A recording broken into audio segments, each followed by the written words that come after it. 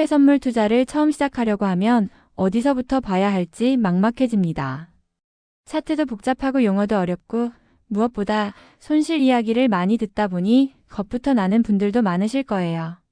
그래서 오늘 영상에서는 해외 선물을 처음 접하는 분들을 위해 시작부터 실전, 그리고 마무리까지 꼭 알아야 할 핵심 흐름만 정리해서 설명해 드리려고 합니다. 이 영상 하나로 해외 선물의 전체 구조가 머릿속에 그려지도록 도와드릴게요. 먼저 해외 선물이 무엇인지부터 간단히 짚고 가겠습니다. 해외 선물은 해외 거래소에 상장된 선물 상품을 거래하는 방식으로 가격이 오를 것 같으면 매수, 떨어질 것 같으면 매도에 참여할 수 있는 구조입니다. 대표적인 거래소로는 CME 그룹이 있고 여기에는 미국 지수 선물, 원유와 금 같은 원자재 선물, 통화와 금리 선물까지 다양한 상품이 상장되어 있습니다. 주식과 가장 큰 차이는 레버리지 구조로 적은 증거금으로도 큰 계약을 거래할 수 있다는 점입니다.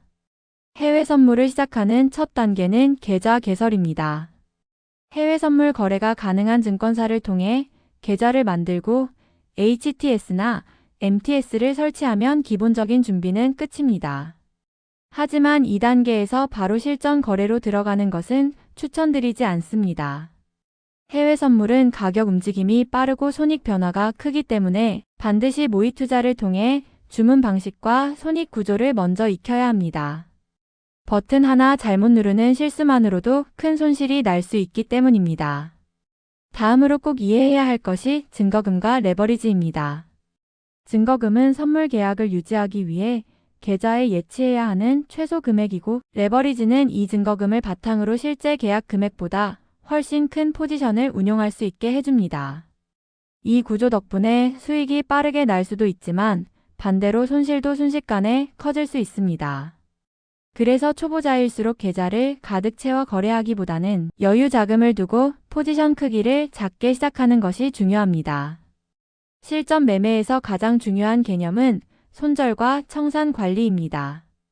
해외 선물은 일정 수준 이상 손실이 발생하면 마진콜이나 강제 청산이 자동으로 이루어집니다. 이 상황을 피하려면 진입 전에 반드시 손절 기준을 정해야 합니다.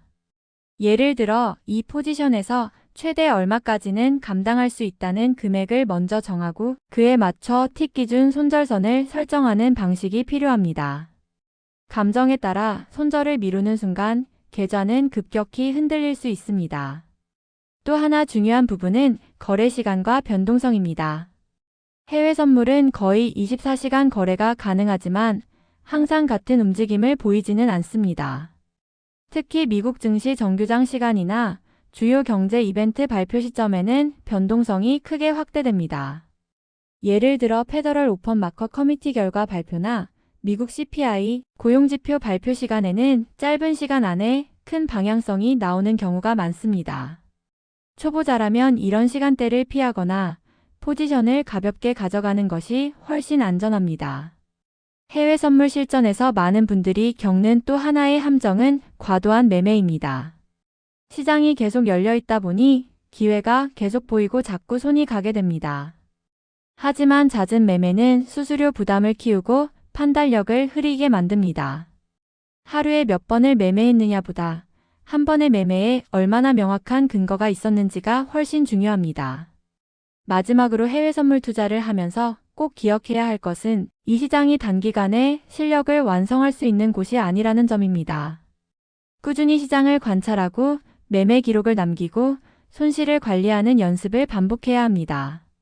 실제로 오래 살아남는 트레이더들은 화려한 기법보다 기본 원칙과 자금 관리를 가장 중요하게 생각합니다. 오늘 영상에서는 해외 선물의 시작부터 실전 매매, 그리고 마무리까지 이어지는 입문 핵심 가이드를 정리해드렸습니다. 이 흐름만 제대로 이해해도 해외 선물 시장을 바라보는 시선이 훨씬 안정적으로 바뀔 겁니다. 다음 영상에서는 초보자가 가장 많이 선택하는 해외 선물 대표 종목과 특징을 자세히 다뤄볼 예정이니 도움이 되셨다면 구독과 좋아요 꼭 눌러주시고요. 다음 영상에서 다시 뵙겠습니다.